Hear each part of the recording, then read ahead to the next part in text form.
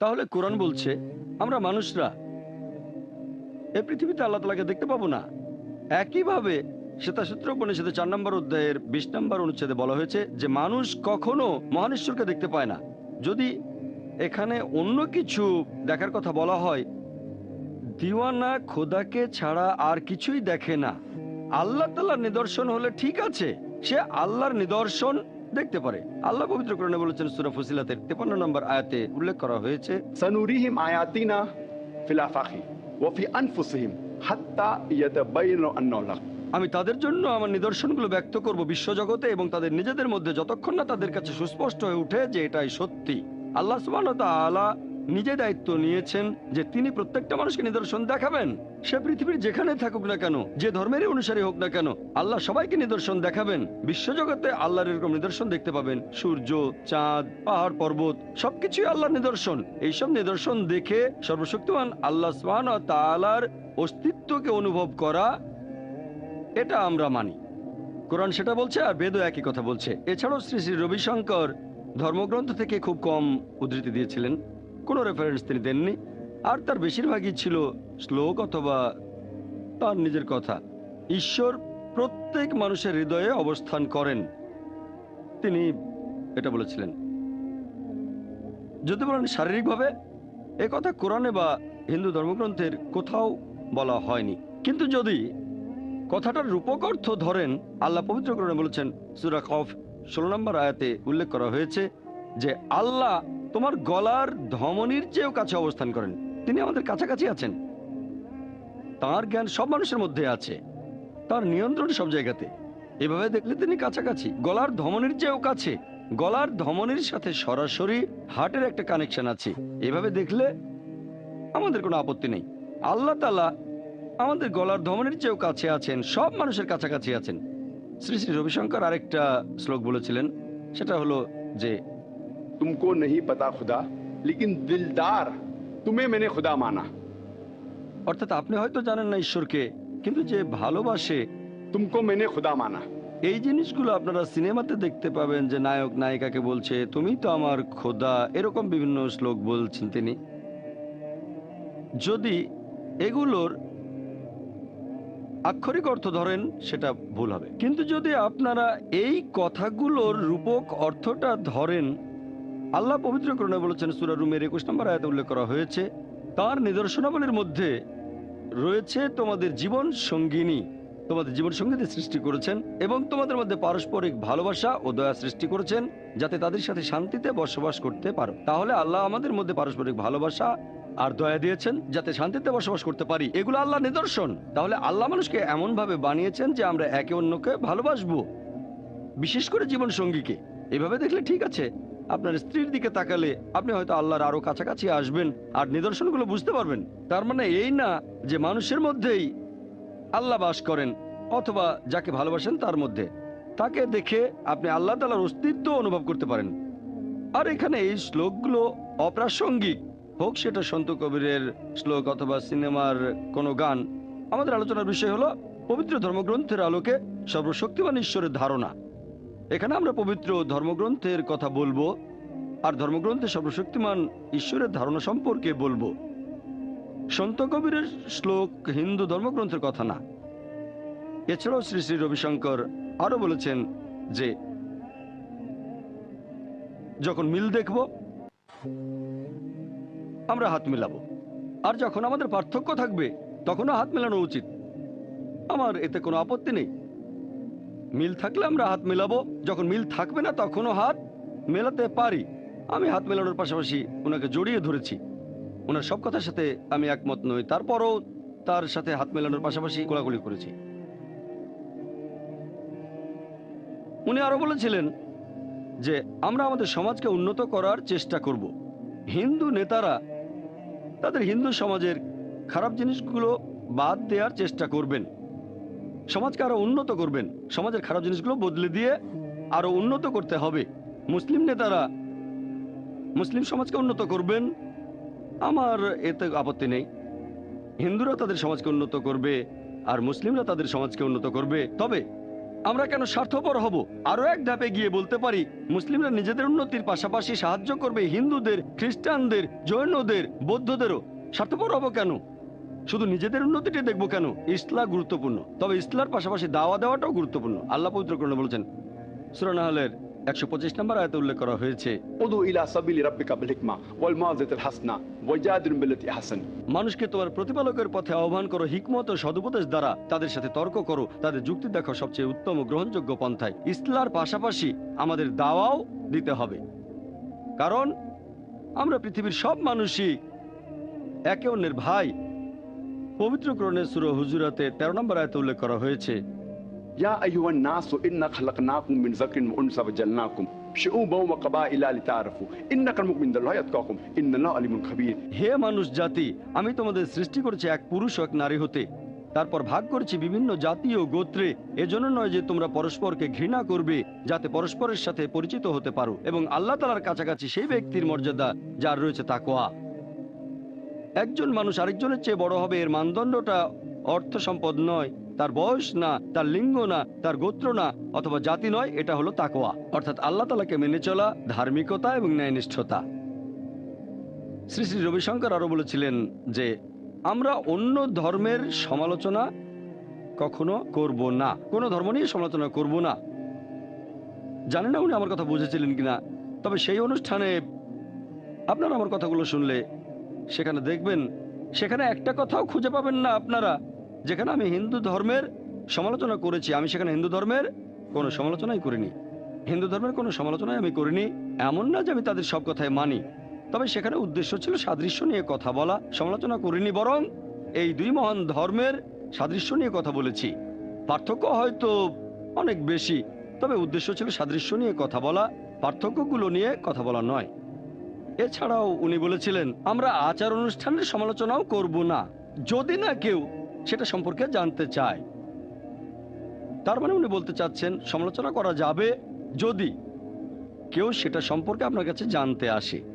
সেই অনুষ্ঠান শুরু হওয়ার আগে শ্রী শ্রী রবিশঙ্কর বলেছিলেন, আপনাকে প্রথমে লেকচার দিতে বলেছি কারণ আপনার কাছে শিখতে চাই। আমি জানি না ব্যাপারটা আসলে সেরকম কিনা। উনি শিখতে চাইলে তো সেটা 1 মাস আগেই আমার কাছে বলতে পারতেন, কয়েক ঘন্টা আগে কেন? এ সময় কেন তার মনে হলো যে আমার কাছে শিখতে পারবেন? ওনার নিয়ত কি ছিল আমি জানি না। তারপরেও যদি মেনে নেই যে উনি আমার কাছে শিখতেই এসেছেন, তাহলে কেউ ওনার লেখা বইটা নিয়ে সমালোচনা করলে উনি কেন বিরক্ত হবেন? সেই অনুষ্ঠানটা দেখলে আপনারা বুঝতে পারবেন উনি বিরক্ত হচ্ছেন যে আমার বইটা নিয়ে প্রশ্ন করছেন কেন, মানুষজন সবাই তো বইটা নিয়ে এরকম করছে কেন, ইত্যাদি ইত্যাদি। যদি কেউ শিখতেই আসে, যদি ছাত্র শিক্ষকের কাছে কিছু শিখতে আসে, তার মানে ব্যাপারটা কিন্তু এরকম না যে সেই ছাত্র যা বলবে শিক্ষক তার সবকিছুই মেনে নেবে, দ্বিমত হতে পারবেন না।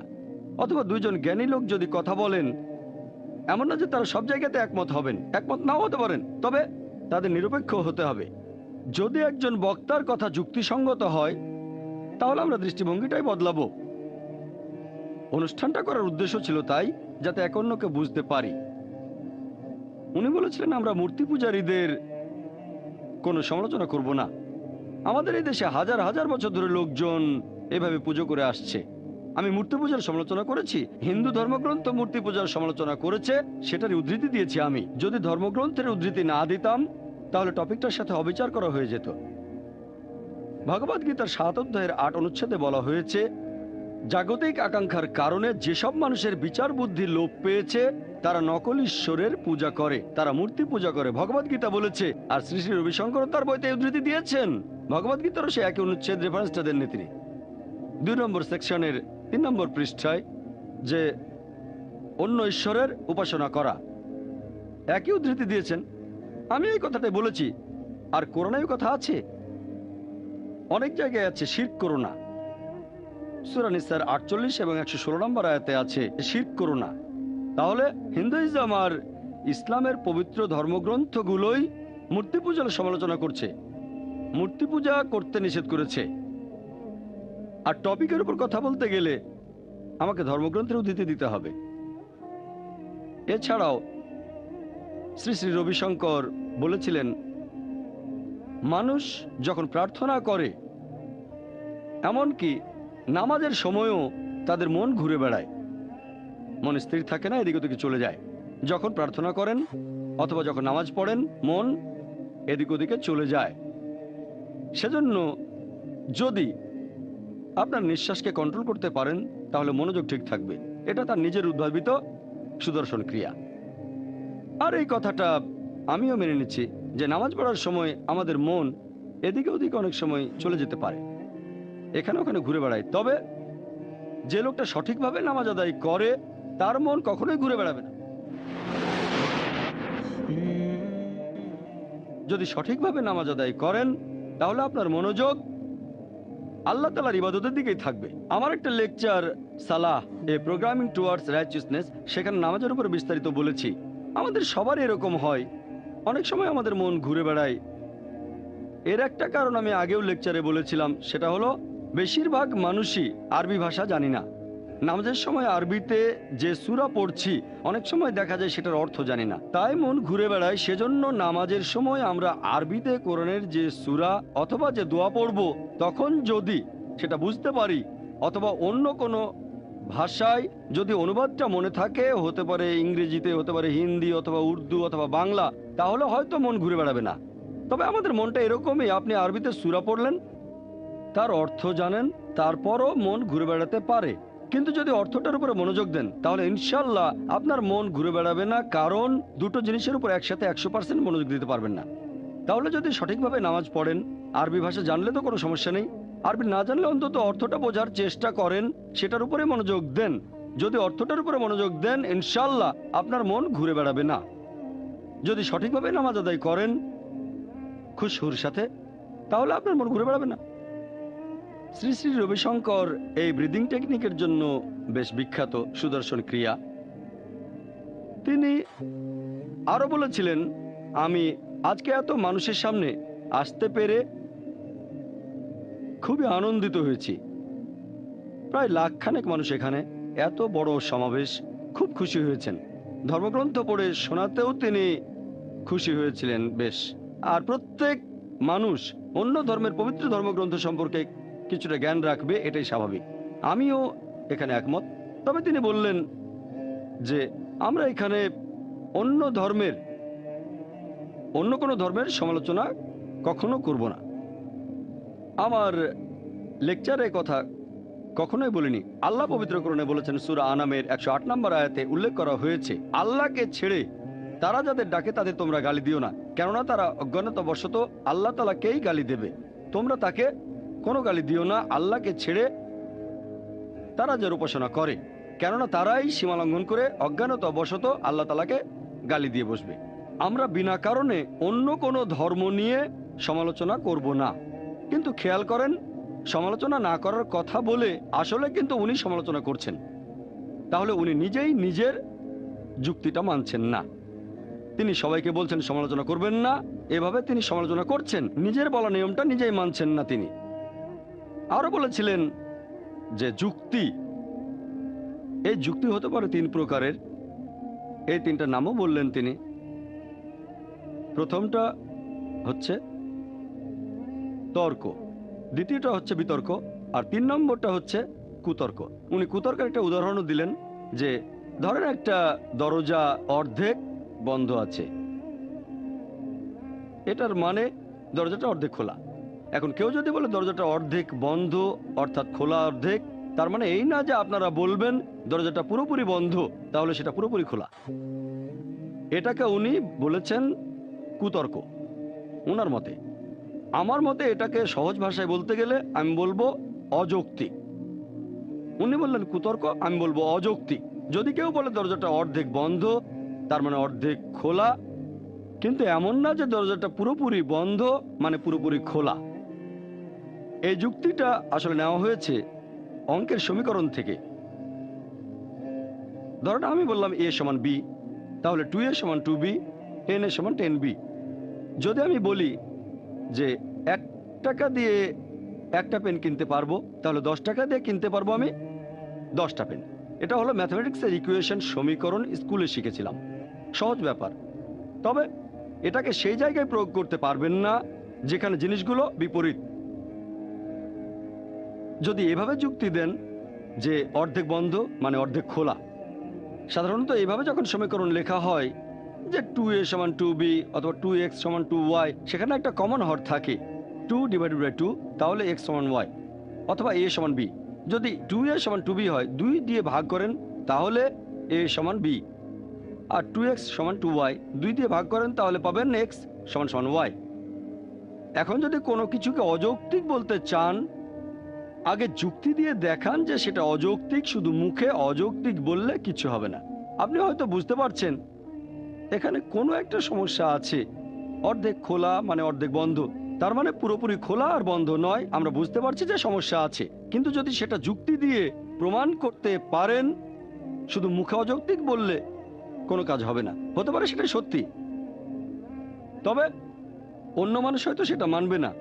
তাই মানুষকে কনভিন্স করার জন্য যদি কেউ অযৌক্তিক কোনো কিছু বলে, আপনাকে যুক্তি দিয়ে সেটা প্রমাণ করে দেখাতে হবে। শুধু মুখে বললে সবাই মানবে না। যেমন ধরেন, কেউ হয়তো বলল 2 যোগ 2 সমান 3, অথবা কেউ বলল 5 যোগ 5 সমান 8। যুক্তি দিয়ে দেখাবেন এটা ভুল, মুখে বললে হবে না। আপনি তাকে এভাবে বলতে পারেন, 5 টাকা দেন, আরো 5 টাকা দেন, এই নেন 8 টাকা, অথবা দুটো 2 টাকার নোট দেন আর এই নেন 3 টাকা। সে বলবে না। তাহলে আপনাকে পাল্টা উদাহরণ দেখাতে হবে, যুক্তি দিয়ে প্রমাণ করতে হবে যে তার কথাটা ভুল। তা না হলে অন্য মানুষ হয়তো আপনার কথা মানবে না। এমনিতে আমরা শুনেই বুঝতে পারছি দরজা অর্ধেক খোলা মানে অর্ধেক বন্ধ, কিন্তু পুরো খোলা মানে পুরো বন্ধ না। তবে অঙ্কের মধ্যে এরকম সমীকরণ আছে। আমাদের এখানে বুঝতে হবে যে এই অঙ্কের সমীকরণের নিয়মটা দরজার ক্ষেত্রে প্রয়োগ করা যাবে না। 1 নম্বর পয়েন্ট। এরকম খোলা বা বন্ধ এগুলো অ্যাবস্ট্রাক্ট। দ্বিতীয়ত, জিনিসটা যদি বিপরীত হয় সেখানে তখন নিয়মটা খাটবে না। যেমন ধরেন, কেউ হয়তো বলল অর্ধেক বন্ধ সমান সমান হচ্ছে অর্ধেক খোলা। এখন যদি দুই সাইডকেই অর্ধেক দিয়ে ভাগ করি বা 2 দিয়ে গুণ করি, তাহলে আমরা পাবো বন্ধ সমান খোলা। এটা সত্যি না। অর্ধেক দিয়ে ভাগ করলে অর্ধেক অর্ধেক কাটাকাটি, অথবা 2 দিয়ে গুণ করলেও তাই, তার মানে বন্ধ সমান খোলা। এটা কি সত্যি? সবাই বলবে যে না। এই ধরনের ব্যাপারগুলো সম্পূর্ণ বিপরীত। অথবা ধরেন, আমি বললাম যে গ্লাসটা অর্ধেক খালি, তার মানে অর্ধেক ভর্তি। তাহলে কিন্তু এমন না যে পুরো ভর্তি সমান খালি। অর্ধেক খালি সমান অর্ধেক ভর্তি, তার মানে এই না যে পুরো ভর্তি সমান পুরো খালি, কারণ এটাও অ্যাবস্ট্রাক্ট ব্যাপার। তাছাড়া এরা বিপরীত। বন্ধ খোলা বিপরীত শব্দ, খালি ভর্তিও বিপরীত শব্দ। আসলে এখানে এই নিয়মটা খাটবে না, কারণ এর বিপরীত।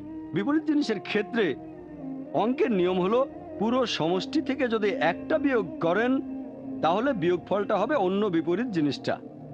যেমন ধরেন, যদি আমি বলি অর্ধেক বন্ধ সমান অর্ধেক খোলা, এখানে লজিক্যাল ফর্মুলাটা হলো 1 মাইনাস একটা জিনিস, সেটার সমান হবে বিপরীত জিনিসটা। এখন 1 মাইনাস কতখানি বন্ধ? অর্ধেক।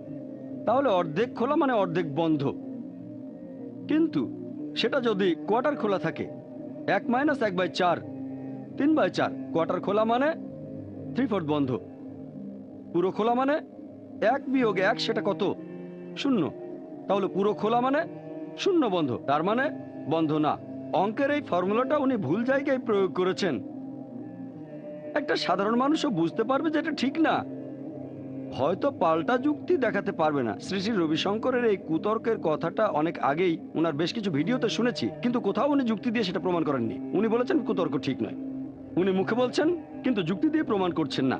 উনি বলছেন ঠিক না, শুনে মনে হচ্ছে যে কথাটা ঠিক। সাধারণ মানুষ বুঝবে যে সমস্যা আছে, কিন্তু যুক্তি দিয়ে দেখাতে পারবে না। ধরেন আপনি একটা অযৌক্তিক কথা বললেন, কেউ যুক্তি দিয়ে খণ্ডাতে পারলো না, তার মানে এই না যে কথাটা সত্যি। এখন এই ব্যাপারটা নিয়ে কেউ কিছু বললো না যে অর্ধেক বন্ধ মানে অর্ধেক খোলা, পুরো বন্ধ মানে পুরো খোলা, তার মানে এই না যে কথাটা ঠিক। উনি এটাকে বলছেন কুতর্ক, আমি বলবো অযৌক্তিক। আর সেজন্যই দেখবেন, যদিও শ্রী শ্রী রবিশঙ্কর বলেছেন আপনারা যুক্তি ব্যবহার করবেন না, তারপরও অনেকগুলো উদাহরণে তিনি যুক্তি ব্যবহার করেছেন। কিছু হয়তো সঠিক, আমিও সেগুলো মানি, আর কিছু কথা মানি না।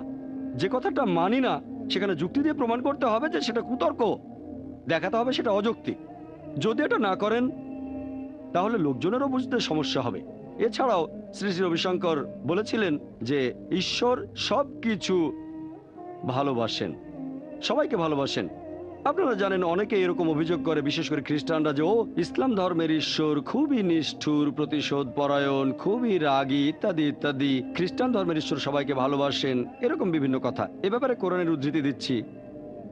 পবিত্র কোরআনের সূরা বুরুজের 14 নম্বর আয়াতে উল্লেখ করা হয়েছে যে هو الغفور الودود এবং আল্লাহ সুবহানাহু ওয়া তাআলা ক্ষমাশীল আর প্রেমময়। আল্লাহর একটা বৈশিষ্ট্য হলো ওয়াদুদ, ক্ষমাশীল, প্রেমময়। এই কথা আবারও আছে সূরা হুদের 90 নম্বর আয়াতে উল্লেখ করা হয়েছে যে আল্লাহ সুবহানাহু ওয়া তাআলা তিনি পরম দয়ালু এবং তিনি প্রেমে পরিপূর্ণ, তিনি ওয়াদুদ। আর পবিত্র কোরআনে এরকম অনেক জায়গায় আল্লাহ তাআলার ভালোবাসার কথা বলা হয়েছে। যেমন ধরেন সূরা মাইদার 13 নম্বর আয়াতে উল্লেখ করা হয়েছে যে দয়াবানদেরকে আল্লাহ ভালোবাসেন। পবিত্র কোরআনের সূরা মাইদার 42 নম্বর আয়াতে উল্লেখ করা হয়েছে যে আল্লাহ ন্যায়পরায়ণদের ভালোবাসেন। এছাড়াও সূরা মাইদা 93 নম্বর আয়াতে উল্লেখ করা হয়েছে যে আল্লাহ ভালোবাসেন সৎকর্মপরায়ণদের। এরকম পবিত্র কোরআনে অনেক জায়গায় বলা হয়েছে যে আল্লাহ সুবহানাহু ওয়া তাআলা এইসব মানুষকে ভালোবাসেন।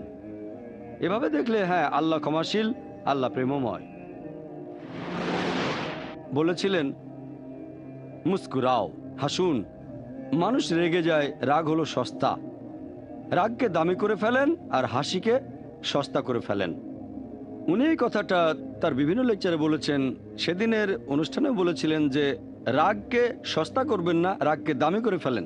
আমি বলবো সেদিনের অনুষ্ঠানেও একথা বলেছিলাম যে হাসিটাকে ফ্রি করে দেন, সস্তা কেন? ফ্রি করে দেন। আমাদের নবীজি সাল্লাল্লাহু আলাইহি সাল্লাম বলেছেন যে মুখের হাসিটাও এক ধরনের বদান্যতা, এজন্য সওয়াবও পাবেন, হাসুন।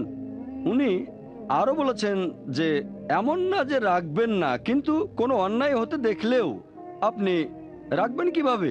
কারণ রেগে গেলে নিজের প্রশান্ত ভাবটা হারিয়ে ফেলবেন নিজের কন্ট্রোল। উনি ঠিকই বলেছেন, যখন আমরা রেগে যাই নিজের উপর কন্ট্রোলটা চলে যেতে পারে, প্রশান্ত ভাবটা চলে যেতে পারে। উনি এই কথা বলেছেন। তারপর দর্শক যখন ওনার বইটা নিয়ে প্রশ্ন করলো, শ্রী শ্রী রবিশঙ্কর রেগে গেলেন। এ কারণে তিনি প্রশান্ত ভাবটা হারিয়ে ফেলেন। আমি অনেক কিছুর উত্তর দিতে চাচ্ছিলাম, কিন্তু কোরআনের একটা আয়াত মেনে চলেছি। إن الله مع الصابرين নিশ্চয়ই আল্লাহ ধৈর্যশীলদের সঙ্গে আছেন।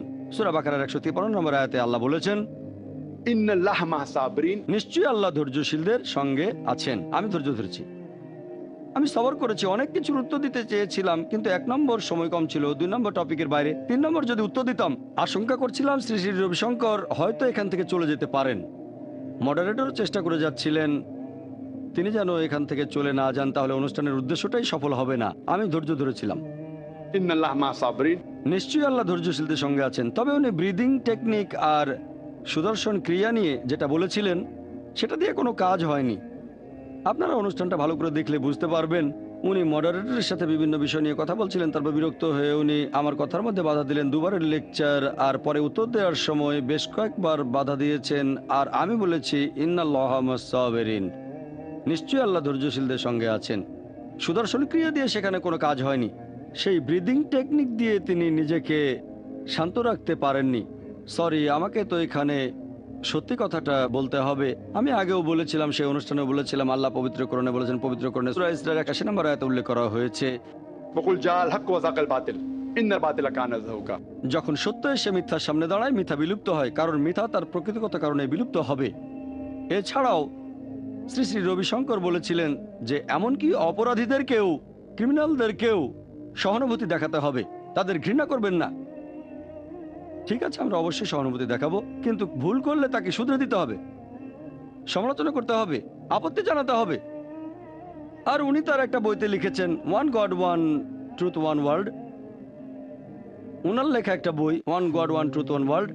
বইটার 6 নম্বর পৃষ্ঠায় তিনি লিখেছেন যে বিভিন্ন ধর্মের অনেক রীতিনীতি সেই সময়ের জন্য সঠিক ছিল, কিন্তু এখন হয়তো প্রাসঙ্গিক নয়। অনেক ধর্মের বিভিন্ন রীতিনীতি আছে যেগুলো সে সময় প্রাসঙ্গিক ছিল, কিন্তু এখন সেগুলো প্রাসঙ্গিক নয়। তিনি উদাহরণও দিয়েছেন। যেমন পবিত্র কোরআন বলছে যদি কেউ চুরি বা ডাকাতি করে তার হাত কেটে ফেলতে হবে। এটা হয়তো এখনকার দিনে প্রাসঙ্গিক না। উদাহরণ দিয়েছেন, ওনার কাছে এরকম মনে হয়েছে। তবে ইসলাম ধর্মে আমরা যেটা মানি, অপরাধীদের প্রতি আমরা সহানুভূতি দেখাবো, একই সাথে ন্যায় বিচারও করতে হবে। ইসলাম আমাদের ভালো জিনিসটা বলার পাশাপাশি দেখিয়ে দেয় কিভাবে সেই ভালো অবস্থাটা অর্জন করতে হবে। সবগুলো ধর্ম, সবগুলো প্রধান ধর্মই বলছে তোমরা চুরি করো না। ইহুদি ধর্ম বলছে, খ্রিস্টান ধর্ম বলছে, ইসলাম ধর্ম একই কথা বলছে, কিন্তু ইসলাম দেখিয়ে দেয় কিভাবে সেই অবস্থা অর্জন করবেন, মানুষ চুরি করবে না। ইসলামে জাকাত দেওয়ার একটা নিয়ম আছে। যেসব ধনী লোকের সঞ্চয়ের পরিমাণ নিসাব লেভেলের উপরে থাকে, 85 গ্রাম স্বর্ণের চেয়ে বেশি, তা মানুষও না খেয়ে মারা যাবে না। তবে ইসলাম সেখানেই থেমে যাচ্ছে না। ইসলাম গরিবদের যত্ন নেবে, কেউ যেন চুরি না করে এটা নিশ্চিত করবে। তবে এই ব্যবস্থার পরও কেউ যদি চুরি করে, আল্লাহ পবিত্রকরণে বলেছেন, সূরা মাইদার 38 নম্বর আয়াতে উল্লেখ করা হয়েছে, পুরুষ চোর কিংবা নারী চোর তাদের হাত কেটে ফেলা হবে। এটা আল্লাহ তাআলার পক্ষ হতে আদর্শদণ্ড। প্রথমে ইসলাম বলছে চুরি করো না, তারপর চুরি প্রতিরোধের জন্য সবার দেখাশোনা করা হচ্ছে। গরিব লোককে দান করবে ধনী লোকেরা। ব্যাপারটা এমন না যে জাকাত দিয়ে তারা সাহায্য করছে, তাদের দায়িত্ব। এরপরও যদি কেউ চুরি করে তার হাত কেটে ফেলো। আর ব্যাপারটা এমন না যে কেউ যদি রুটি বা খাবার চুরি করে হাত কেটে ফেলা হবে। ইসলামিক নিয়মে একটা সীমা রয়েছে। যদি কেউ খাবার চুরি করে তার মানে সমস্যাটা আসলে সেই দেশের শাসকের, এটা সেই দেশের নেতাদের দোষ। লোকজন কেন না খেয়ে মারা যাবে, এক্ষেত্রে হাত কাটা হবে না। যদি সেই লোকটার ব্যাপারে যত্ন নেওয়া হয়, তারপরও আরামায়েশের জন্য চুরি করে, 5 স্টার হোটেলে থাকে, সিনেমা দেখতে যায়, অতিরিক্ত খরচ করে, তাহলে সেটা একটা সমস্যা। যদি অনেক টাকা চুরি করে, রুটি অথবা খাবার চুরি না, তাহলে হাত কেটে ফেলা হবে। প্রসঙ্গটা দেখতে হবে বিস্তারিত নবীজির হাদিসে। যদি শুধু মুখে বলেন চুরি করো না, তারপরে কেউ চুরি করলো, তাহলে আপনি কি করবেন? কেউ 1 লাখ টাকা চুরি করলো, আপনি সহানুভূতি দেখালেন, কোনো সমস্যা নেই, সে 2 লাখ টাকা চুরি করবে, তারপর 3 লাখ টাকা, তাহলে কি শাস্তি দেবেন? পারস্পরিক ভালোবাসা, সেটাও কি থাকবে? মুখে বলা খুব সহজ। কেউ যদি শ্রী শ্রী রবিশঙ্করের ধন সম্পদ চুরি করে, উনি কি করবেন? সব মেনে নেবেন? ওনার অর্গানাইজেশনটা বেশ বড়, আর সেখানে কয়েকশো কোটি টাকার বাজেট, বড় অর্গানাইজেশন। প্রথমে দেখিয়ে দিতে হবে মানুষ কিভাবে ভালো অবস্থায় থাকবে, তারপর বলেন চুরি করো না। এরপরও যদি কেউ চুরি করে, যদি শান্তিতে ব্যাঘাত ঘটায়, তখন ইসলাম বলছে হাত কেটে ফেলা হবে। আর প্রত্যেক ধনী লোক তাদের সঞ্চয়ের 2.5% জাকাত হিসেবে দান করে দেবে। এই নিয়মের পরেও যদি কেউ চুরি করে, তার হাত কেটে ফেলা হবে। এই নিয়ম প্রয়োগ করলে চুরির হার কি বাড়বে, একই রকম থাকবে, নাকি কমে যাবে? কমে যাবে। এটাই বাস্তব আইন। শরিয়া প্রয়োগ করেন, ফল পাবেন। এই কারণে পৃথিবীর মধ্যে যে দেশটাতে চুরি আর ডাকাতির হার সবচেয়ে কম, সেটা সৌদি আরব। তাদের পুলিশরা সুপারম্যান না, আইনটা এরকম, আল্লাহর আইন। কিন্তু তারা যদি এই আইনটাকে শিথিল করে, হাত কেটে ফেলা, তাহলে সাথে সাথে সেখানে চুরি ডাকাতির হার বেড়ে যাবে। মানুষ মনে করে সৌদি আরবে প্রতি 2 জনের মধ্যে 1 জনের হয়তো হাত নেই। আমি সৌদি আরবে অনেকবার গিয়েছি, তবে এখনো এমন কোনো লোক দেখিনি যার হাত কেটে ফেলা হয়েছে। চুরির অপরাধে হয়তো কিছু মানুষের হাত কাটা গেছে, তবে মানুষ যতটা কমন মনে করে ব্যাপারটা সেরকম না। একজন চোরের হাত কাটা দেখলে অন্য সবাই চুরি বন্ধ করে দেবে। এটাই প্র্যাকটিক্যাল আইন। শ্রী শ্রী রবিশঙ্কর বললেন, এই আইনটা আগে প্রয়োগ করা যেত, আর এখন যায় না। লজিক্যালি এটা এখনো প্রয়োগ করা যায়, এটাই হলো একমাত্র আইন। এর চেয়ে ভালো আইন আর থাকতে পারে না। চিন্তা করেন, সৌদি আরবে সোনার দোকানের লোক দরজা খোলা রেখে নামাজ পড়তে চলে যায়, শুধু একটা ফিতা বেঁধে রেখে, চুরি হয় না। সৌদি আরবে গেলে দেখতে পাবেন একটা ফিতা ঝুলিয়ে বোঝানো হচ্ছে দোকানটা এখন বন্ধ। সেখানে লক্ষ লক্ষ কোটি কোটি টাকার স্বর্ণ আছে, কিন্তু কেউ দোকানে ঢোকার সাহসও পায় না। কেন? কারণ হলো এই আইন। অন্যান্য সব জায়গায় দেখবেন ব্যাংকের ভেতরে গার্ড থাকে, বাইরে সিকিউরিটি গার্ড, তারপরও চুরি ডাকাতি হয়। এটাই বাস্তব আইন। কিন্তু যখনই এই আইনটা শিথিল করবেন, যে কোনো দেশে চুরি ডাকাতির হার বেড়ে যাবে। বাস্তবসম্মত আইন। যদি আইনটা প্রয়োগ করে একজন লোককে শাস্তি দেন, অন্যরা চুরি করবে না, আর এটা জনসম্মুখে করতে হবে। এটাই কোরআনের আইন, একেবারে রোজ কিয়ামত পর্যন্ত সব আইন।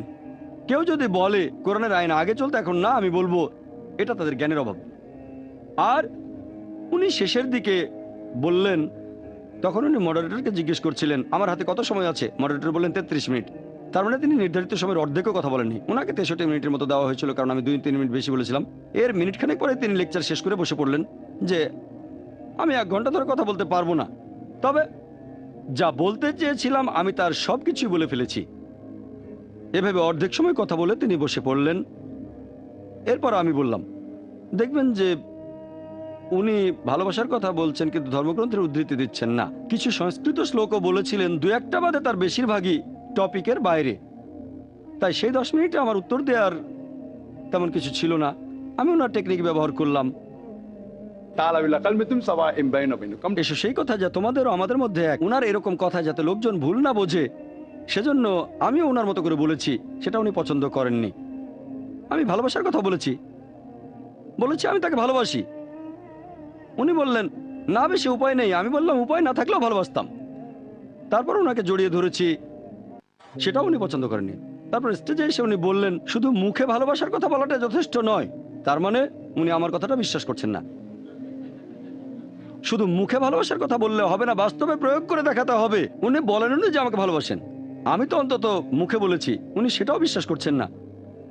আমি তাকে ভালোবাসি মানবতার খাতিরে, আল্লাহ সুবহানাহু ওয়া তাআলার খাতিরে, যাতে করে উনি আল্লাহ তাআলার কাছাকাছি আসতে পারেন। এটা একমাত্র কারণ, অন্য কোনো কারণ নেই।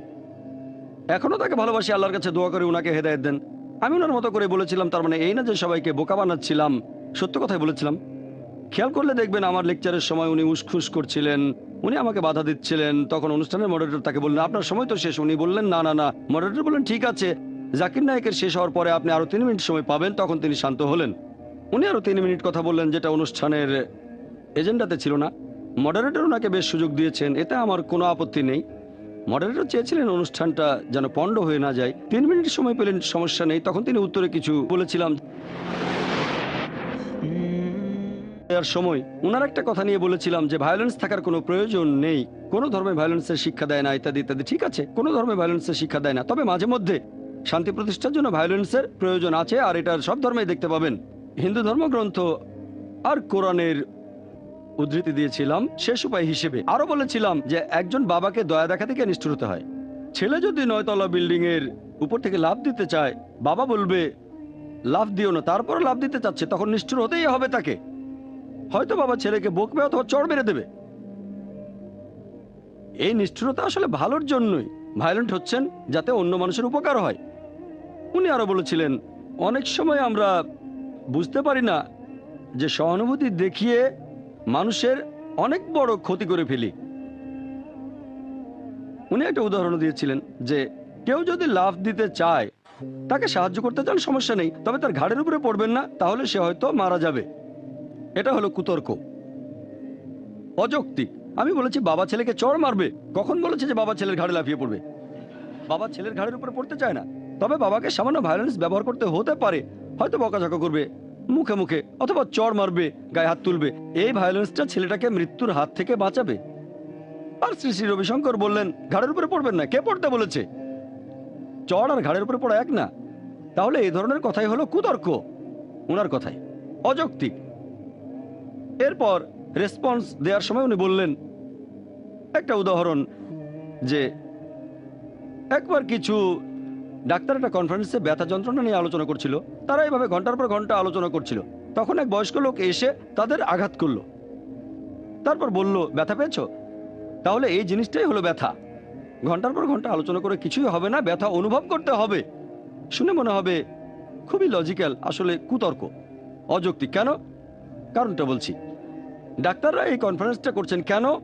ব্যথা অনুভবের জন্য না, ব্যথার একটা সমাধানের জন্য। এভাবে বললো, যদি হার্ট বিশেষজ্ঞ হন তাহলে আগে আপনার হার্ট অ্যাটাক হতে হবে, তা না হলে বিশেষজ্ঞ হতে পারবেন না। ডায়াবেটিসের ডাক্তার হতে গেলে আগে নিজের ডায়াবেটিস থাকতে হবে, তা না হলে ডায়াবেটিসের ডাক্তার হতে পারবেন না। অযৌক্তিক, কুতর্ক, অযৌক্তিক। হ্যাঁ, একজন মেডিকেল ডাক্তার একজন হার্ট বিশেষজ্ঞের হার্ট অ্যাটাক হতে পারে, তখন সে বুঝতে পারবে, অনুভব করতে পারবে, কোনো সমস্যা নেই। তবে সেটা সারানোর জন্য তার নিজের হার্ট অ্যাটাকের কোনো প্রয়োজন নেই। ডাক্তাররা আলোচনা করছে কিভাবে ব্যথার প্রতিষেধক বানানো যায়, প্রতিকার করা যায়। ব্যথা অনুভব করলে ভালো, তবে অনুভব করাটা যথেষ্ট নয়। এমন হলে যার হার্ট অ্যাটাক হয়েছে সে কার্ডিওলজিস্টের চেয়ে ভালো ডাক্তার হতো। হয়তো কারো হার্ট অ্যাটাক হয়েছে, সে তখন বলবে আমার তো হার্ট অ্যাটাক হয়েছে, ডাক্তার আর কি বলবে? ডাক্তাররা এই ব্যাপারগুলো নিয়ে রিসার্চ করে, তারা এগুলোর কারণ খুঁজে বের করে, তারপর প্রতিকার করে। আপনি অনুভব করতে পারেন, ঠিক আছে, আমার কোনো আপত্তি নেই, তবে আপনার কথাই অনুভব করতেই হবে। অনুভব করাই সবকিছু নয়, অনুভব করলে হয়তো সেটা কাজে লাগতে পারে, তবে আসল ব্যাপার হচ্ছে রিসার্চ করা। ডাক্তাররা কনফারেন্স করছেন একটা সমাধানের জন্য, এখানে সমাধানটাই গুরুত্বপূর্ণ। এমন না যে সমস্যাটাকে হাজির করতে হবে। অ্যানথ্রোপোমরফিজমের ব্যাপারে একই কথা। মানুষের ভালো মন্দ জানার জন্য ঈশ্বরকে, মানুষ এই পৃথিবীতে আসতে হবে না। তিনি তো স্রষ্টা। স্রষ্টা কি করবেন? তিনি পাঠাবেন একটা ইনস্ট্রাকশন ম্যানুয়াল। আমি আগেও বলেছি, সবচেয়ে সেরা ইনস্ট্রাকশন ম্যানুয়াল হলো পবিত্র কোরআন। এমন না যে ব্যথা অনুভব করতেই হবে। এরপর রেসপন্স শেষ হলে প্রশ্নোত্তর পর্বেও তিনি বেশ কয়েকবার আমার কথার মধ্যে বাধা দিয়েছেন। এরকম একটা ব্যাপারে উনি বলেছিলেন, তার আগে আমাকে প্রশ্ন করা হয়েছিল পুনর্জন্মে ইসলাম বিশ্বাস করে কিনা। আমিও উত্তর দিয়েছিলাম, হিন্দু ধর্মগ্রন্থের কথা বলেছি, ভগবদ গীতা, বেদ, কোরআনের উদ্ধৃতি, যে পুনর্জন্ম মানে পরের জীবন। মৃত্যুর পরের জীবনে আমরা বিশ্বাস করি, তবে জন্মালাম মরলাম আবার জন্মালাম এমনটা বেদে কোথাও লেখা নেই। এরপর শ্রী শ্রী রবিশঙ্কর উত্তর দিতে এসে বললেন, আমি আগের প্রশ্নটার উত্তর দিতে চাই। তারপর বললেন, বিজ্ঞানী বলতে চাচ্ছেন পুনর্জন্ম একটা বৈজ্ঞানিক ব্যাপার। আমি একজন মেডিকেল ডাক্তার, আমি এমন কোনো মেডিকেল বই পড়িনি যেখানে পুনর্জন্মের কথা আছে, যে জন্মাবো মরবো আবার জন্মাবো আবার মরবো। উনি কোন বইয়ের কথা বলছেন? অনেকে এরকম অনুমান করেছে, অনেক হাইপোথিসিস আছে, এগুলো অনুমান, অনেক থিওরি। তার মানে এই না যে সেগুলো মেনে নিতে হবে। এটা বৈজ্ঞানিকভাবে সত্যি হলে সব মেডিকেল বইতেই থাকতো যে জন্মাবো মরে যাব আবার জন্মাবো আবার মরে যাব আবার জন্মাবো, হাইপোথিসিস। উনি বললেন অনেকে আগের জন্মের কথা নাকি মনে করতে পারে, উনি নিজেও মনে করতে পারেন। আরো বললেন যে মাত্র 4 বছর বয়সে পুরো গীতা মুখস্থ বলতে পারতেন। 4 বছর বয়সে পুরো গীতা মুখস্থ করলে এখানে সেগুলো বললেন না কেন? আমি তো রেফারেন্স দিয়েছি।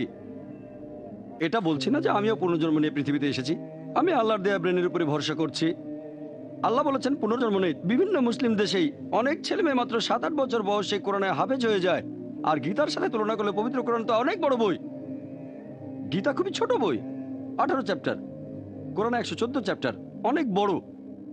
আমাদের ছেলেমেয়েরাই, কিন্তু আমরা বলি না ও এরা তো পুরো মুখস্থ করে ফেলেছে। কোরআনে হাফেজ ওরা, নিশ্চয়ই তারা এর আগের জন্মে এগুলো শিখেছিল। এটা হলো কুতর্কের উদাহরণ, অযৌক্তিক।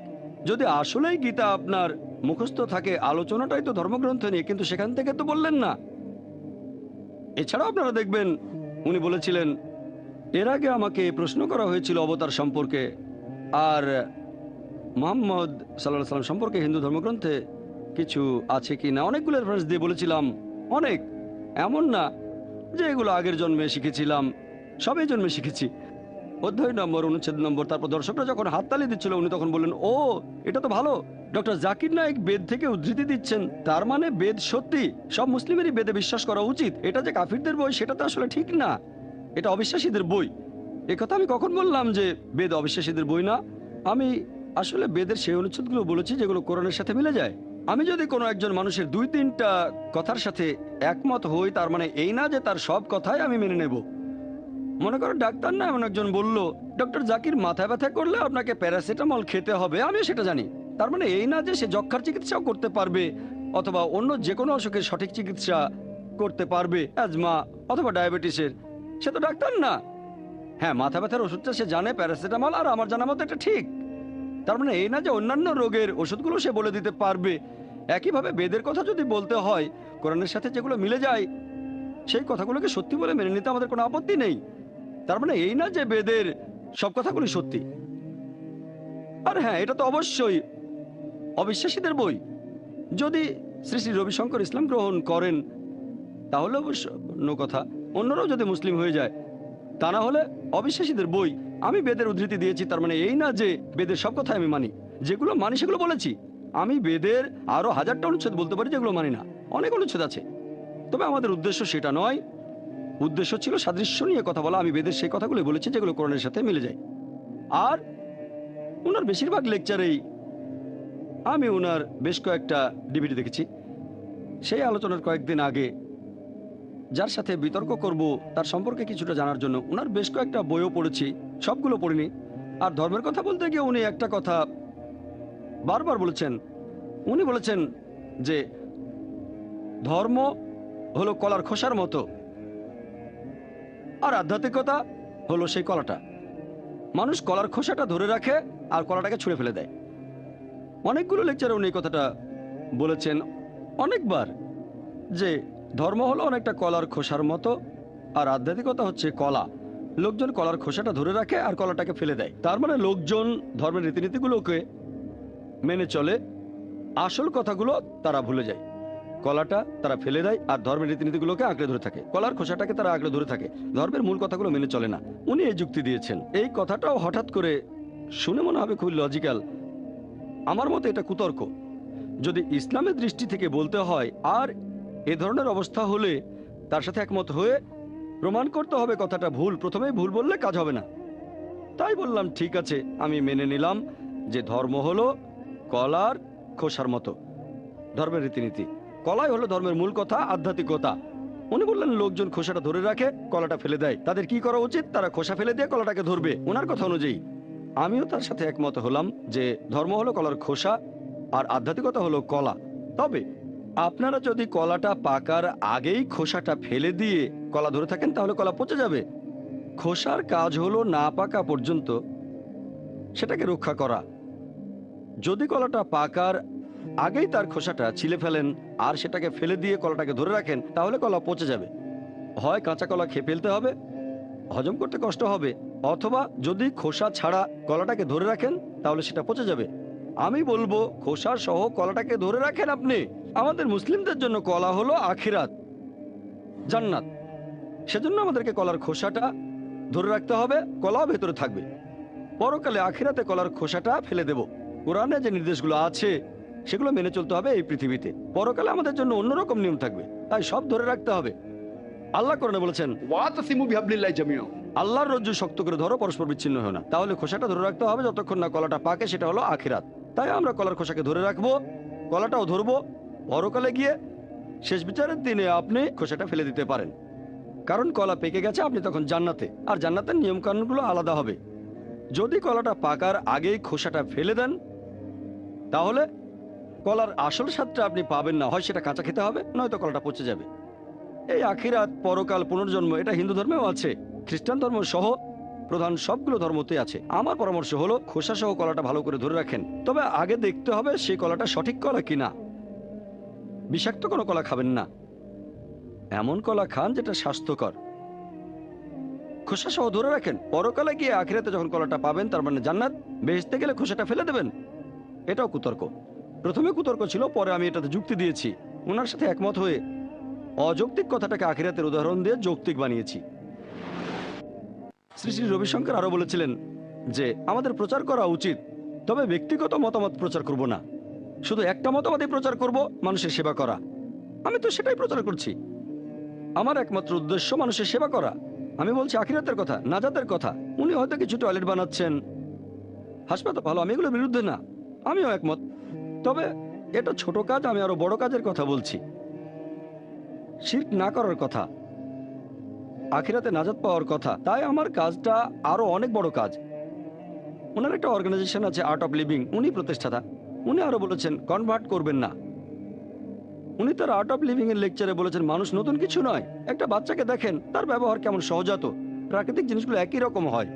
নবীজিও একই কথা বলেছেন, দিনুল ফিতর, ইসলাম ধর্মটা হচ্ছে দিনুল ফিতর। প্রত্যেক শিশু দিনুল ফিতর নিয়ে জন্মায়, সবাই প্রাকৃতিক ধর্ম নিয়ে জন্মায়। আর আমরা মানুষকে কনভার্ট করতে চাই না, রিভার্ট করতে চাই, যাতে দিনুল ফিতরে ফিরে আসে। উনি যেটাকে বললেন শিশুর মতো ব্যবহার করতে হবে, আমি সেটাকেই বলছি প্রাকৃতিক ধর্ম। সে রিভার্ট হবে, আসল ধর্ম আসল জায়গায় প্রাকৃতিক ধর্মে ফিরে আসবে। নবীজিও একই কথা বলেছেন, একজন মানুষ জন্মায় প্রাকৃতিক ধর্ম নিয়ে, দিনুল ফিতর। পরবর্তীতে তাকে প্রভাবিত করে গুরুজনেরা, বাবা মা, তারপর সে আগুন পূজা, মূর্তি পূজা শুরু করে ভুল পথে চলে যায়। যখন সে আবার ইসলামে ফিরে আসে, সেটা কনভার্ট নয়, শব্দটা হবে রিভার্ট। আমরা কাউকে কনভার্ট করছি না, আর আমরা শুধু দাওয়া দিতে পারি, ধর্ম প্রচার করতে পারি। আল্লাহ বলেছেন ফাযাক্কির না আনতা মুযাক্কির। সূরা গাশিয়ার 21 নম্বর আয়াতে উল্লেখ করা হয়েছে যে আমাদের কাজ হলো ধর্ম প্রচার করা, হেদায়েত করা, রিভার্ট করা আল্লাহ তাআলার হাতে, আমরা পারবো না। তাই আমরা মানুষের সেবা করছি, এটাই একমাত্র উদ্দেশ্য। ব্যক্তিগত কোনো উদ্দেশ্য নেই যে লোকজন আরো বেশি করে সুদর্শন ক্রিয়া প্র্যাকটিস করুক। আর্ট অফ লিভিং, আমরা 130 কোটি মুসলমানদের ক্লাবটা আরো বড় করতে চাই। আল্লাহ পবিত্র কোরআনে বলেছেন যে আমার ধর্মের মতো আর কোনো ধর্ম নেই। আল্লাহ তাআলার কাছে ধর্ম কেবলমাত্র একটাই। পবিত্র কোরআনে সূরা ইমরানের 19 নম্বর আয়াতে উল্লেখ করা হয়েছে, ইন্নাদ দীনা ইনদাল্লাহিল ইসলাম। একমাত্র দিন, একমাত্র জীবন দর্শন, একমাত্র আর্ট অফ লিভিং যেটা আল্লাহ তাআলার কাছে গ্রহণযোগ্য, সৃষ্টিকর্তার কাছে, সেটা হলো স্রষ্টার কাছে আত্মসমর্পণের মাধ্যমে শান্তি অর্জন করা। আল্লাহ তাআলার কাছে ধর্ম কেবলমাত্র একটাই, 2-3টে ধর্ম নেই। স্রষ্টা একজন, ধর্ম একটাই। তবে বুঝতে হবে কোনটা সঠিক ধর্ম, তারপর সেটা গ্রহণ করবেন। আর প্রশ্নোত্তর পর্বে একজন আমাকে জিজ্ঞেস করেছিল শ্রী শ্রী রবিশঙ্করের লেখা বইটা সম্পর্কে আমার মন্তব্য কি। আমি শুরু করতে উনি বাধা দিয়ে বললেন, আপনারা আমার বইটা নিয়ে আলোচনা করছেন কেন? এই বইটা আমি তাড়াহুড়ো করে লিখেছি। গুজরাটের রায়টের সময় 3 দিনে লিখেছি। মাত্র 3 দিনে তাড়াহুড়োর মধ্যে লিখেছেন, গবেষণা করার সময় পাননি। আরও বললেন, ডক্টর জাকির নায়েক বুঝতে পেরেছেন, তিনিও মানবেন আমার উদ্দেশ্য ভালো ছিল। তাহলে বইটা নিয়ে কেন বলছেন? তাড়াহুড়ো করে লিখেছিলাম, ওটা ভুলে যান। প্রথম এডিশন বের করেছি, দ্বিতীয় এডিশনটা আর বের করব না। আমিও মানি, ওনার বইটা পড়েছি, উনি আসলে মুসলিমদের কোনো ক্ষতি বা ছোট করতে চাননি। তার উদ্দেশ্য ছিল এই দুই ধর্মের মানুষকে একত্রিত করা। উদ্দেশ্য অবশ্যই গুরুত্বপূর্ণ, তবে উদ্দেশ্যটাই সব নয়। উদ্দেশ্য ভালো থাকলেও তো মানুষের ক্ষতি হতে পারে। আমি কম্পারেটিভ রিলিজনের ছাত্র, ভুলগুলো বুঝতে পারবো, কিন্তু সাধারণ মুসলিমরা যদি এই বইটা পড়ে, শ্রী শ্রী রবিশঙ্করের লেখা, তাহলে রায়ট বেঁধে যাবে। এই বইটাতে ইসলাম সম্পর্কে অনেক ভুল তথ্য আছে, 100টারও বেশি। 32 পৃষ্ঠায় 100টারও বেশি ভুল। ঘন্টার পর ঘন্টা কথা বলা যায়, সেটা অবশ্য এখন করবো না। 32 পৃষ্ঠার বইয়ের ভুল নিয়ে কয়েক ঘন্টা কথা বলা যায়। তবে আমি বলবো ওনার উদ্দেশ্য ভালো ছিল। উনি নাকি তাড়াহুড়ো করে লিখেছিলেন। চিন্তা করেন, প্রশ্নোত্তর পর্বে কেউ প্রশ্ন করলে কয়েক সেকেন্ডের ভেতরে উত্তর দিতে হবে, মাত্র কয়েক সেকেন্ড, 4-5 সেকেন্ড। 4-5 সেকেন্ডের মধ্যে উত্তর শুরু করছি, উত্তরটা হয়তো 5-6 মিনিট ধরে দিলাম।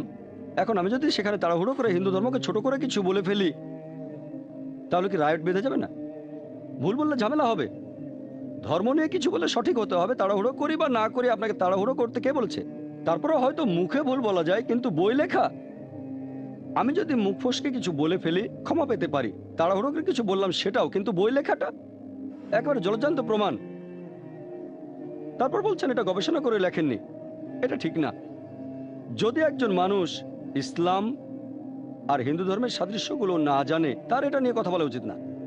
এটা ভালো দিক যে বইটার কারণে কোনো ঝামেলা হয়নি, তবে বইটা এদেশের অনেক বড় ক্ষতি করতে পারে।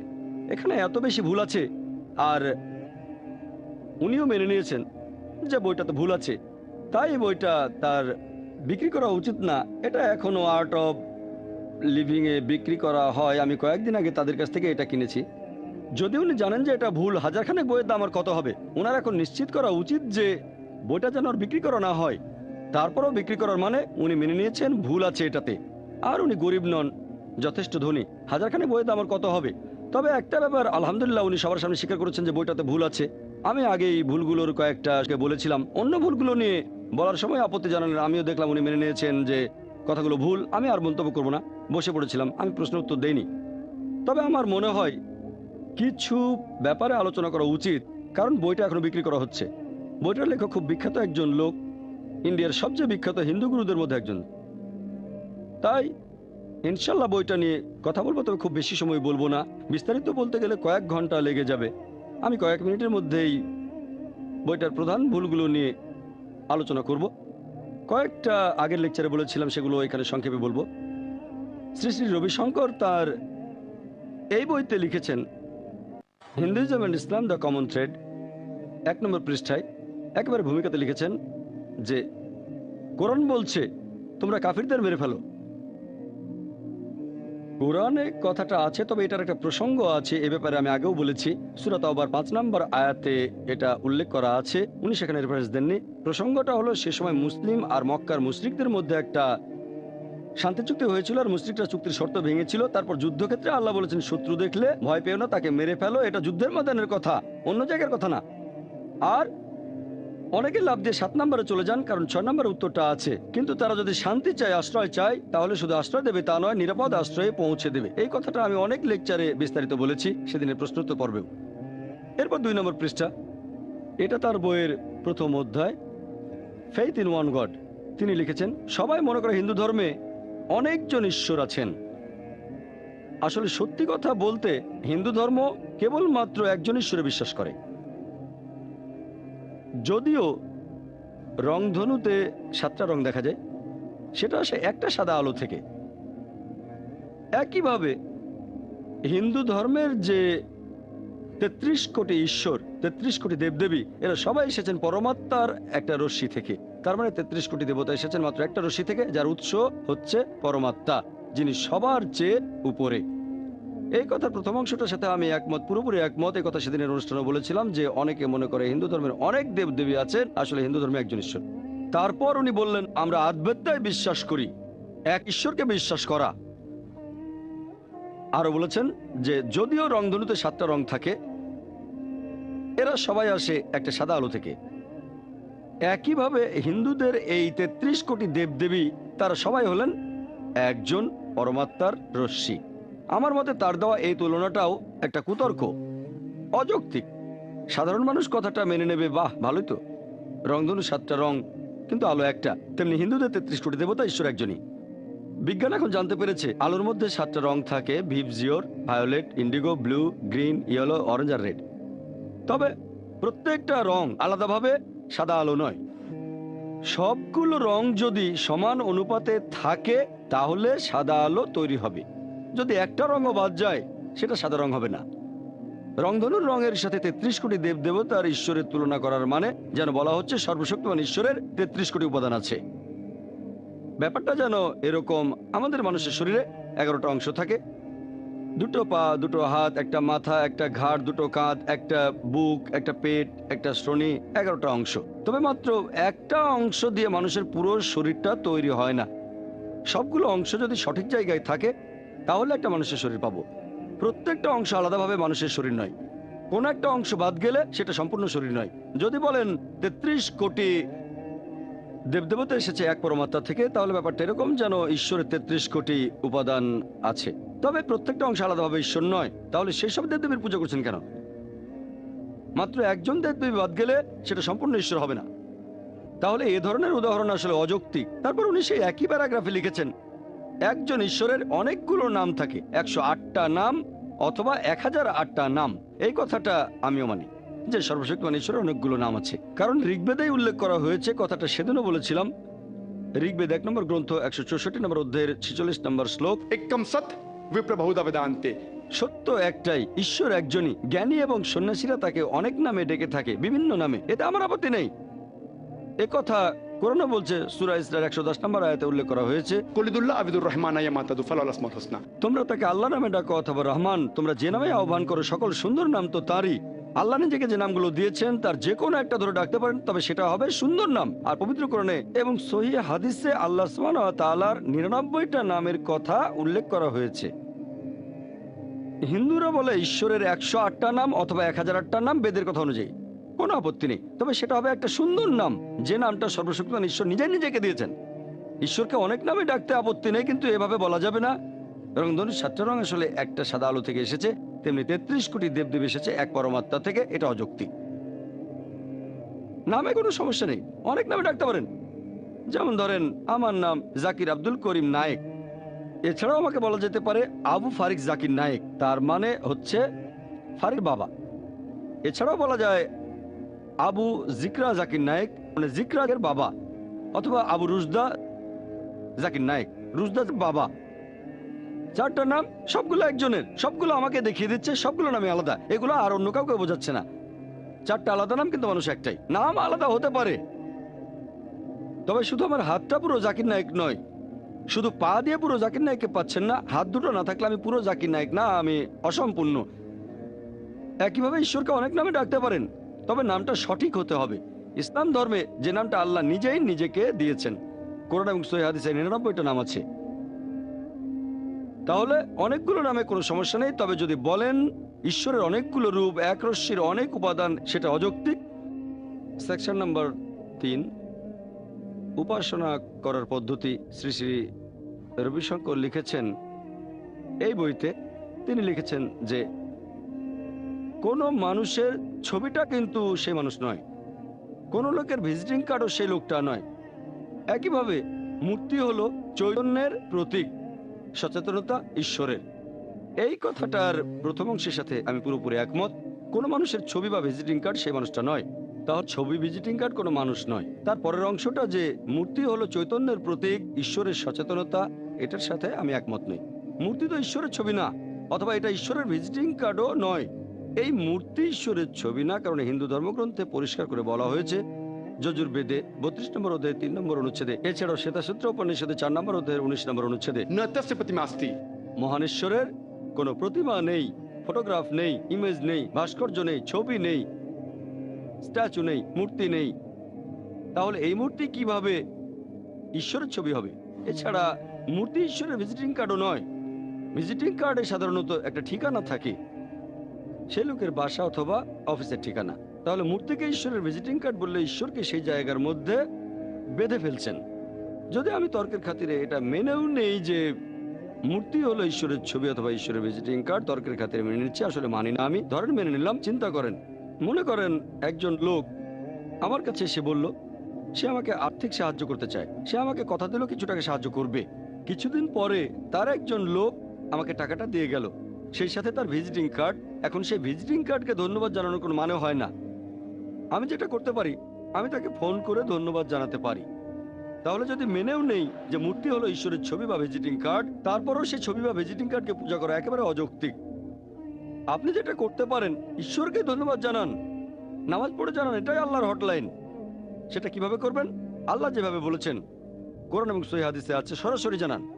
এরপর শ্রী শ্রী রবিশঙ্কর 4 নম্বর পৃষ্ঠায় লিখেছেন যে ইসলাম ধর্ম নিরাকার ঈশ্বরে বিশ্বাস করে, যদিও কাবার মধ্য দিয়ে তারা একটা প্রতীককে স্বীকার করে নেয়।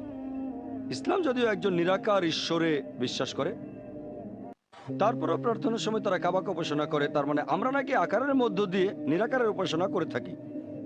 এই কথাটা একেবারে পুরোপুরি ভুল। কোনো মুসলিম কখনোই কাবাকে পূজা করেনি, অথবা কাবাকে উপাসনার মাধ্যমেও কেউ আল্লাহর ইবাদত করেনি। কাবা আমাদের কিবলা। আল্লাহ পবিত্র কোরআনে বলেছেন, সূরা বাকারার 144 নম্বর আয়াতে উল্লেখ করা হয়েছে, তুমি যেখানেই থাকো পবিত্র মসজিদের দিকে মুখ করে দাঁড়াবে। কাবা হলো আমাদের কিবলা, আমাদের দিক নির্দেশনা। আমরা মুসলিমরা একতায় বিশ্বাস করি। যখন নামাজ আদায় করি আমরা একদিকে মুখ করে দাঁড়াই।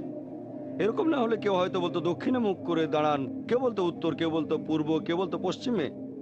একতার জন্য আমরা মুসলিমরা কাবার দিকে মুখ করে দাঁড়াই। উত্তরে থাকলে দক্ষিণে মুখ করে দাঁড়াবেন, দক্ষিণে থাকলে উত্তরে মুখ করে, পূর্বে থাকলে পশ্চিম দিকে মুখ করে, আর পশ্চিমে থাকলে পূর্ব দিকে মুখ করে। একতার জন্য এটা করি। আর ইতিহাসে সবার প্রথমে একজন মুসলিম পৃথিবীর ম্যাপ আঁকেন, তিনি হলেন আলী ইদ্রিসি। 1154 সালে প্রথম পৃথিবীর ম্যাপ আঁকেন। মুসলিমরা যখন ম্যাপ এঁকেছিল, দক্ষিণ মেরু উপরে, উত্তর মেরুর নিচে, আর কাবা ছিল সেন্টারে। পরবর্তীতে পশ্চিমারা এসে সেই ম্যাপটাকে উল্টে দিল, উত্তর মেরু উপরে, দক্ষিণ মেরু নিচে, তারপর আলহামদুলিল্লাহ কাবা সেন্টারে আছে। আমরা মুসলিমরা যখন কাবায় যাই, উমরা বা হজের সময় যখন কাবার চারপাশে তাওয়াফ করি, তখন কাবার চারপাশে প্রদক্ষিণ করি। কেন? কারণ আল্লাহ তাআলার নির্দেশ, আল্লাহ এবং তার রাসূল সাল্লাল্লাহু আলাইহি সাল্লামের আদেশ, সেজন্য করি। যদি যুক্তি দিয়ে চিন্তা করেন, প্রত্যেক সার্কেলের একটা সেন্টার থাকে। আমরা কাবার চারপাশে প্রদক্ষিণ করে এই সাক্ষ্যই দিচ্ছি যে ঈশ্বর একজন। আর হযরত ওমর রাদিয়াল্লাহু আনহু বলেছেন, ইসলামের দ্বিতীয় খলিফা, এটা আছে সহিহ বুখারীতে 2 নম্বর খণ্ড, বুক অফ হাজ, 56 নম্বর অধ্যায়ের 675 নম্বর হাদিস। তিনি বলেছেন যে এই কালো পাথর আমার উপকার বা ক্ষতি কোনোটাই করতে পারে না। এটাকে আমি চুমু দিচ্ছি কারণ নবীজিকে চুমু দিতে দেখেছি। এই কথাটা যে কালো পাথর উপকারও করবে না, ক্ষতিও করবে না, এটাই প্রমাণ করে যে মুসলিমরা কাবাকে উপাসনা করে না। আর নবীজি সাল্লাল্লাহু আলাইহি ওয়াসাল্লামের সময়ে অনেক সাহাবী ছিলেন, নবীজি সাল্লাল্লাহু আলাইহি ওয়াসাল্লামের অনেক সহচর ছিলেন, যারা কাবার উপরে দাঁড়িয়ে আজান দিতেন, সবাইকে নামাজের জন্য রাখতেন। কোন মূর্তি পূজারী পূজা করার মূর্তির উপর দাঁড়িয়ে উপাসনা করবে? কোন মূর্তি পূজারী উপাসনার মূর্তির উপর দাঁড়াবে না। তাহলে শুধু এটা দিয়ে প্রমাণ করা যায় মুসলিমরা কখনোই কাবাকে ইবাদত করে না। আমরা আল্লাহ তাআলার ইবাদত করি, কাবা হলো আমাদের কিবলা। ওনার বইয়ের এই কথাটা ইসলাম সম্পর্কে একটা ভুল ধারণা দেবে। এছাড়াও এই বইটার 26 পৃষ্ঠায় তিনি লিখেছেন যে নবীজি সাল্লাল্লাহু আলাইহি সাল্লাম যখন মক্কায় ফিরে আসলেন, মক্কা বিজয়ের পর, তিনি তখন কাবা শরীফের সবগুলো মূর্তি ভেঙে ফেলেছিলেন, তবে মূল উপাসনার বস্তুটা ভাঙেননি, যেটা হলো কালো পাথর। যদি বলেন মুহাম্মদ সাল্লাল্লাহু আলাইহি ওয়াসাল্লাম সবগুলো মূর্তি ভেঙে ফেলেছিলেন, বেশিরভাগই, তবে উপাসনা করার